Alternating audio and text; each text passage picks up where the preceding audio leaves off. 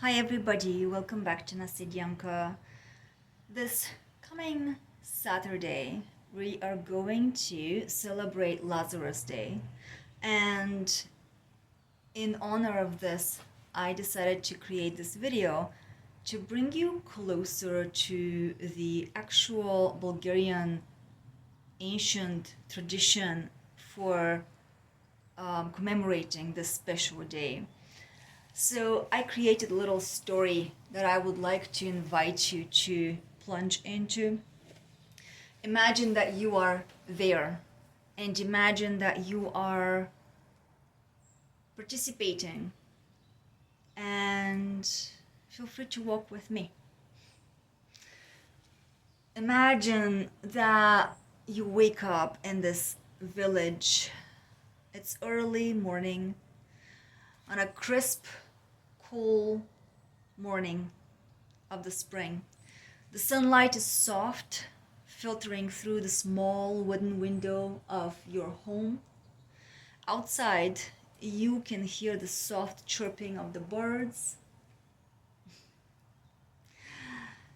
They're greeting the new day, and the rustle of the trees as a gentle breeze moves through the countryside just brings a sense of home and familiarity.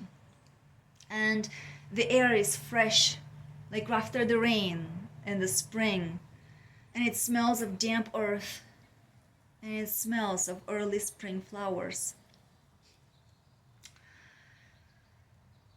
The land is awakening as spring is announcing herself. So you step outside. The village is alive with movement and energy. The earth beneath your feet feels cool, but the ground is beginning to thaw. In the distance, you hear the quiet murmur of a river, its current stronger now as the spring snow melts away. There is something magical in the air, as though the entire world is stretching awake beyond imagination, waking up from a deep winter slumber, just like yourself. Preparing for Lazarus Day rituals. The sun rises higher. You meet with a group of young people. If you're a girl, you meet with young girls in the village square. If you're a boy, then you will observe their singing and traditions. If you're one of them about to embark on this special ancient ritual of Lazarovden, you get ready. You wear a beautifully hand-woven dress that's decorated with flowers, wreaths, and they're braided within your hair. They're maybe even decorated in the shape of a crown around your head. So a wreath that's made of fresh spring blooms decorates your head. The wreath is light, it's fragrant, with lavender, with woven wildflowers, herbs that have been taken care of with care by the elders. There's songs and laughter in the distance. The air around you is filled with the sound of joyful songs from the village, passed down through generations. So it's not only the living people that surround you, but also the spirits of your ancestors, hundreds of thousands of years ago. The Lazarki, the girls, they sing together, their voices harmonizing, each song holding a blessing for health, for new life, and prosperity, and blessings after blessings after blessings. As you sing, your voice, it feels strong and free and empowering. And there is a sense of ancient power in the words. They're connecting you with generations before you, to the earth, to the divinity of God, the Creator. They're celebrating Christ's resurrecting Lazarus. They're celebrating and rejoicing. The path that you take is super familiar now. The same path that your ancestors have walked for centuries. The village is small, but it's vibrant with life, and you can feel the reverberation of their footsteps as you walk step after step in their footsteps, and you feel rooted, and you feel present, and you feel meaningful. As you move from house to house carrying your blessings, you are greeted with warmth and hospitality. The elders of the village stand in their doorways. They're smiling and proud and happy of your youth and your role in society, and your perpetuating this ancient ritual.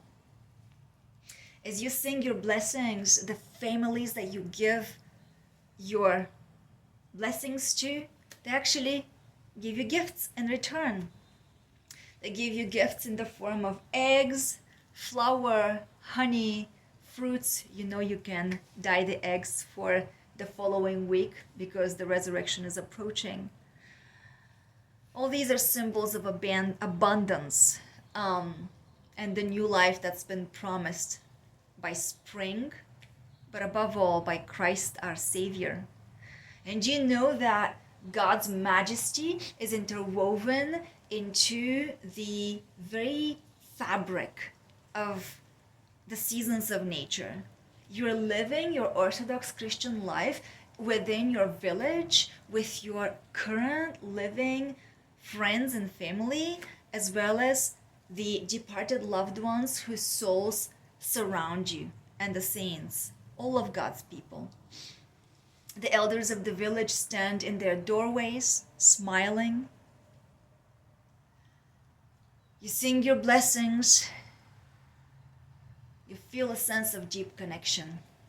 You belong, not only to the people of the village, but the cycle that this day represents, this continuous, eternal line of souls, eternal souls that belong to God and are in communion with God.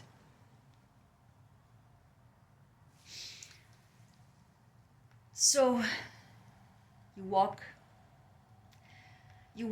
and you walk. You perform your kumichene until you arrive to the riverbank of the nearest river. And you are there with your companions, with your friends, where the water flows swiftly and the reeds whisper in the wind.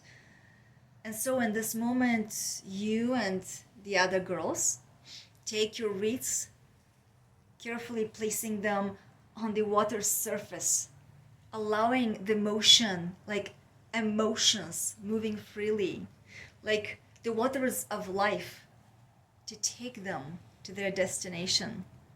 You watch, holding your breath, and you just follow where the wreaths drift away.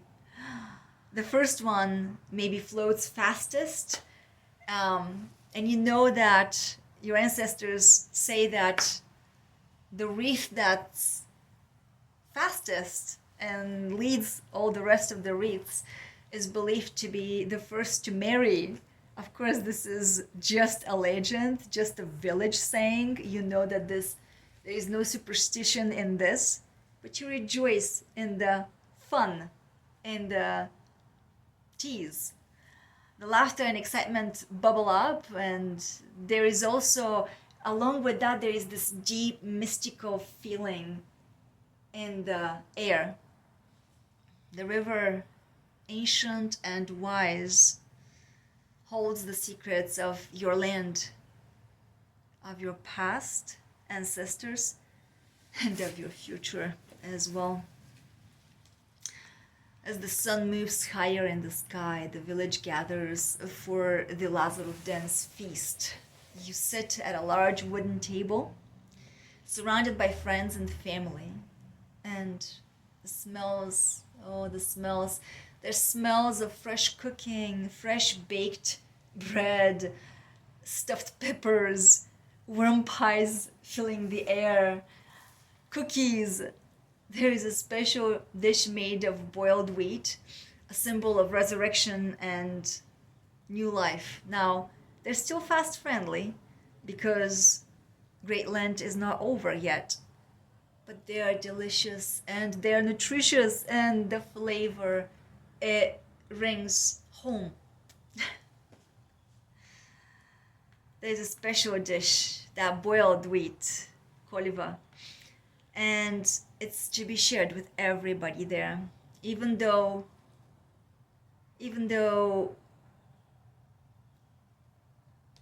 it's fasting for Lent. Like I mentioned, it's today's the meal that feels more like a celebration in and of itself, because after all, this is a day when Christ resurrected Lazarus, showing us hope beyond death.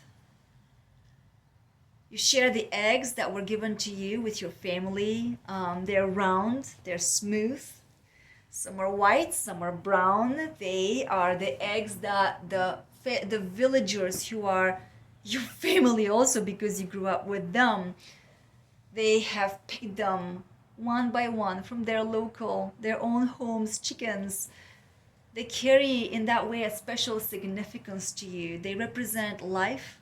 They represent new beginnings, the resurrection of the earth. They remind of Mary Magdalene's egg, as she is depicted on many icons in Orthodox Christianity. You won't eat those eggs yet, but when you dye them and when the resurrection comes another week later, you will break them open and you will feel this sense of renewal thoroughly. So you're filled with joy and sincere gratitude. The power of the day is in the magic of that Lazarovden. As the day draws to a close, the village becomes quieter, the bustle of festivities subsides, replaced by peaceful evening's glow. The sun sets, right? It sets behind the mountains, behind the green forests where your ancestors have dwelled and taken care of their herds and gardens. The sun sets there, casting long shadows across the fields, and there is this deep remaining sense of connection and fulfillment, both with the land and with the people around you. And the spirit of Lazarovden lingers in the air like the dew, the fragrance from the herbs that the river and the spring rains have washed and evaporated in the air. So you can bathe and reminisce in it. It's a reminder of sacred power. It's a reminder of love, of compassion, of giving, of sharing, of eternal life and hope. So you look towards the future. As you prepare to return to your home, there is this deep sense of anticipation in your heart. Lazarovden isn't just a day. It's a promise. It's a miracle that God has performed while he walked on earth. A promise that life will continue, that the earth will flourish, that one day you too will have your own joy, your own family, your own rituals, your own future. You'll continue the line of your ancestors. That's what our Bulgarian ancestors told us. So imagine how you live in this world where the land and the seasons are deeply intertwined within the spiritual and cultural practices of your people. They're in the roots of the plants and the trees around you. They're in the animals that surround you, the land that has birthed you. And on this Lazarovden, you're not just participating superficially in some kind of a forced tradition. No. You are becoming a part of an ancestral art that is a sacred legend, a sacred story to be told. You are becoming a part of this crochet work. You are a part of the woven story of your ancestors. And if you've ever crocheted, you keep weave, stitch after stitch after stitch after stitch, person after person, step by step, generation after generation, you walk the same tradition. And there is strength in that. One missed step, one missed stitch, and the entire crochet work or knitting work falls apart.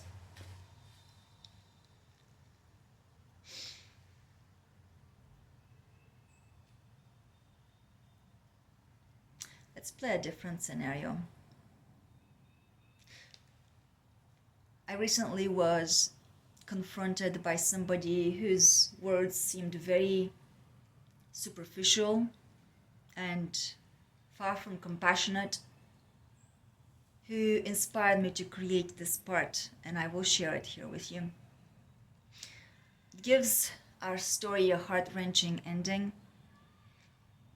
An immigrant's yearning for home, as this day of Lazarovden slowly fades away into the soft embrace of dusk. Imagine that you take one final look at the vibrant village where the laughter and the songs filled the air, and the earth was full of life.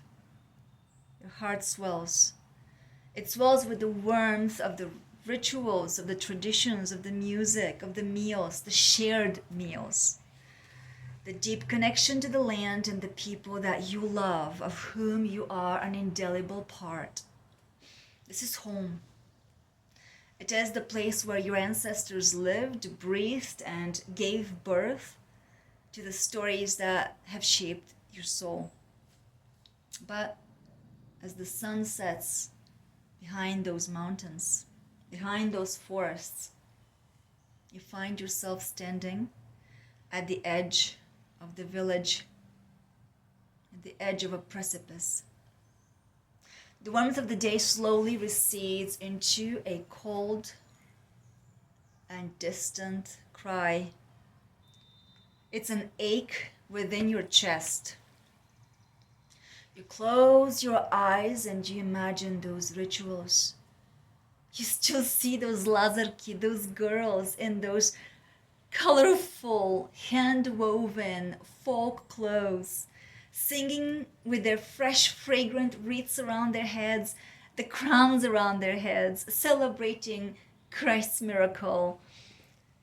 The sound of the river, carrying their hopes for the future, the soft voices of your ancestors, echoing in the wind, filling your mind with awe. You still feel the reverberation from those whispers, those flashes of memories, as though they're calling you to remember, as though they're calling out to you, saying, remember me, remember me, remember me, remember me. Because remembering means loving, and remembering means giving life, right? God will remember those of us that he will bring to life. Remember me in thy kingdom. When thou comest to thy kingdom, remember me, O Lord, right? All these images and those memories, they call from within your mind and they say, remember me, remember me. But the truth is, it's all slipping away, out of reach.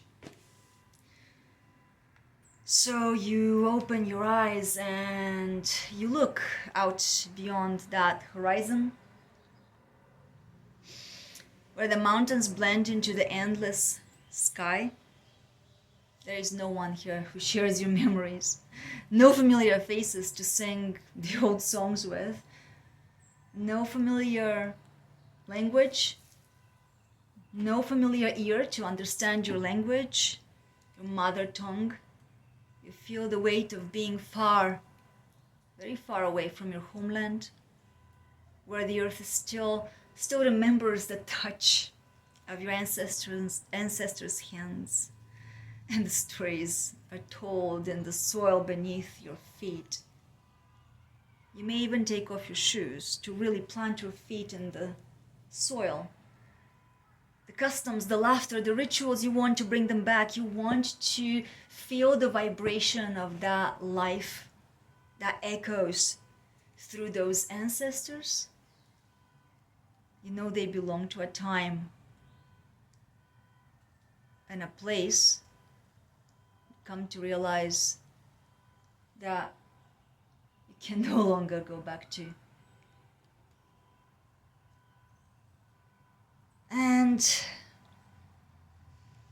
within your heart, on the left, the heart of hearts, there is this deep, heavy ache for the loved traditions and roots that you have lost, and the ancient songs that you used to sing with your own sisters and your own friends, the wreath that you wore on the sacred day, or you were meant to wear but you never got to wear, the sacred food that you can no longer taste, even when you ache for comfort. These are no longer a part of your daily life. They're gone. The essence of who you are, your identity, your essence, the connection to your people is now far away, distant, blended with the night, with the fog, fragmented by the borders that separate you from the land that you once called home. And their laughter is now a laughter of people who mock you, of people who humiliate you, and they laugh at you and they say, go home, we don't want you here. You suffer, you grieve, you struggle, go home, we don't want you here. You long to tell others about this holy day. You want to share with others about the beauty of Lazarovden. You long to share the quiet power of that river that told you so many sacred stories. You want to share the deep spiritual connection to the earth, to the warm and damp earth. But you cannot share these stories. You cannot bring others into the world that lives inside of your heart. There is no way. There are no ears to hear and there are no eyes to see. But you feel heartbroken and your heart gets deeper because you also see what it was like for our Lord Christ to be here, to try to share his home, his heavenly kingdom with people who had no eyes to see and no ears to hear. And your heart sinks. And as it sinks, it grows. And it embraces and it loves even harder and with more fierce strength. The sights, the smells, the rituals, they have faded away into the realm of your memory. Something others will never, never, never truly understand. But you will love. You will love in spite of it. There is pain in uprooting. You try to hold on to the fragments of your homeland, clutching them like precious gems, like roots, like seashells. But each year it becomes harder and harder. This new world around you, full of unfamiliar faces and customs, feels like an island, cold, distant, disconnected, separated, isolated. You realize that for all the beauty and wisdom of your homeland, you will never again walk its fields. You will never again hear the familiar sound of Lazarovden celebrations. You watch the children of this new land, unaware of the pain that exists within your chest. You want to play with them. You even smile at their laughter. And you wonder naturally whether they will ever understand the sorrow that lives and comes from being severed from your roots like a plant, except you're not a plant.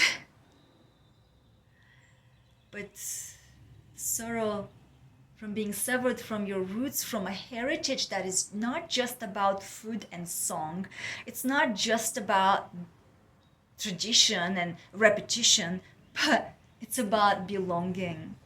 It's about connecting to something deeper, greater, and eternal.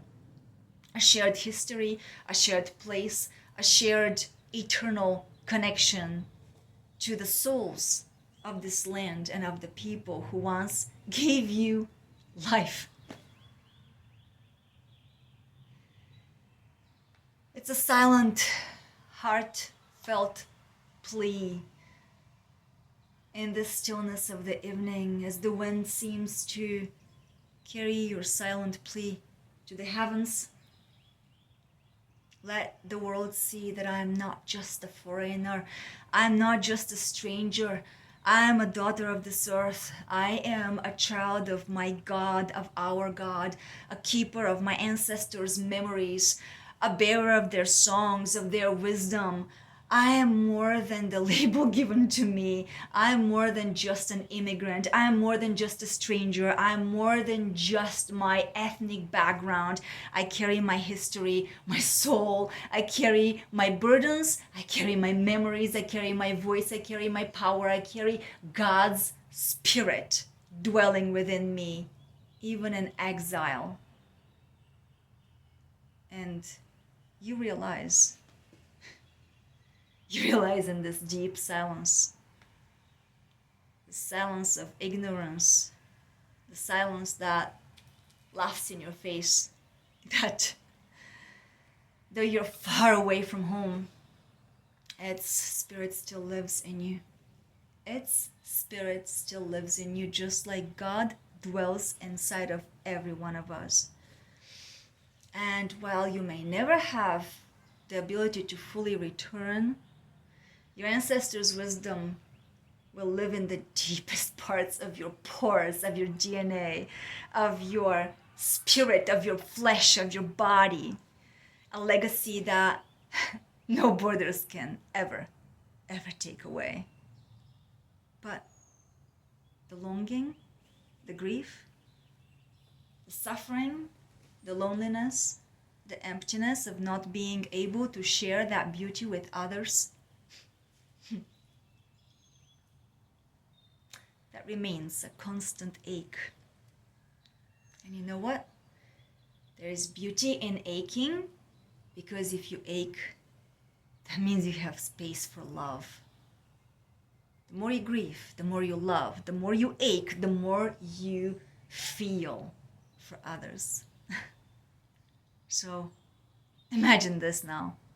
Imagine the immigrant in front of you, whether through their third eyes or hidden behind their smile, carries this same ache. They too were once a child of the land, wrapped in the warmth of their homeland's beauty, traditions, and rituals. But just like yourself, they were uprooted, forced to leave behind the familiar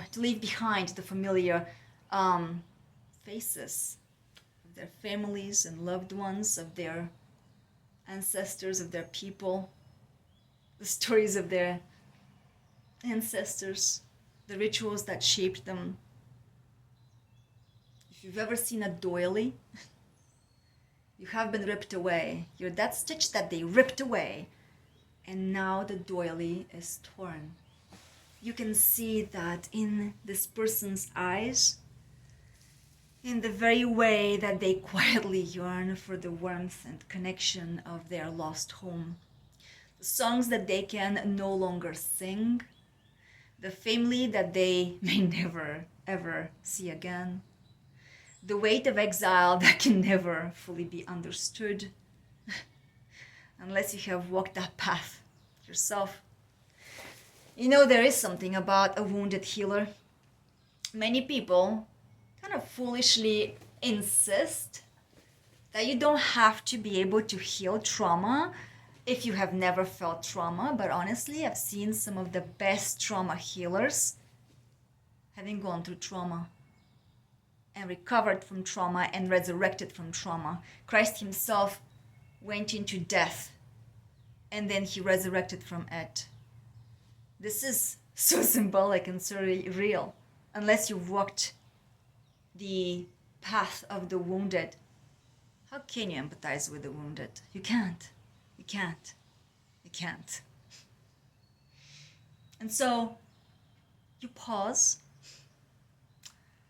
and you gaze to look deeper, not at the label of this immigrant standing in front of you, but at the person who is standing in front of you. You look them in the eyes and you see how they carry pain and beauty and wisdom and identity. They carry a story of wisdom of a land that they will never be able to touch again. A deep compassion stirs up within you. You're brought up to your senses. You fall to your knees. You feel your heart wrenching. You realize that they're not just seeking a new life. They're seeking to reclaim a piece, a part of themselves. A part that was left behind, a part that was snatched away, a part that was lost. And in that shared understanding, a silent bond is formed between you two. A bond of shared humanity, humility, understanding that loss and the quiet plea to be seen for who they truly are beyond the superficial presentation is loud and clear, and it is real, and it is meaningful, and it is valid. Now, in the quiet of this moment, let your heart open wider. It's okay to be vulnerable. It's okay to be human, for crying out loud. Look at those who have been forced from their homes, who have been taken from their homes, who have left behind their land, their families, their ancient wisdom, and don't be afraid to offer them grace of compassion. Recognize that their journey is not just a physical one, but a spiritual and an emotional exile. They too long to feel the comfort of their homeland's embrace. And their stories are not just about survival. Their stories are about love, loss, and a deep yearning for connection. Their stories are a yearning for humanity. And so, with this awareness, allow your heart to soften, like dampness with the Holy Spirit, to empathize and to offer kindness. Allow yourself to be vulnerable enough to hurt and to feel the pain of others. Knowing that the immigrant who stands before you is a child of the same earth, of the same God, carrying the same ancient wisdom that binds all of us together, whether you thought of it or not. That's the reality. This visualization brings you to your senses and it reminds you of Christ's wisdom, who also spoke to us about giving food to the hungry and nurturing the poor, taking care of the needy. Christ, who also was homeless, who also was a foreigner among otherwise his people, and who had to migrate from place to place to place unwanted, rejected, blasphemed, and mocked. I hope that this story brings movement within you, honestly. I hope that it stirs you up. I hope that it breaks your heart in the most beautiful ways, in which your heart will only grow bigger and will serve God in a compassionate and loving way. I will see you again soon. If you're new to Nasedyanka, this is the channel where I talk about Bulgarian wisdom, traditions, culture, and Orthodox Christian faith. If you're returning to this channel, thank you for your support. If you have no interest in this channel, then don't torture yourself, but know that you're always welcome and in my prayers. Thank you. Bye.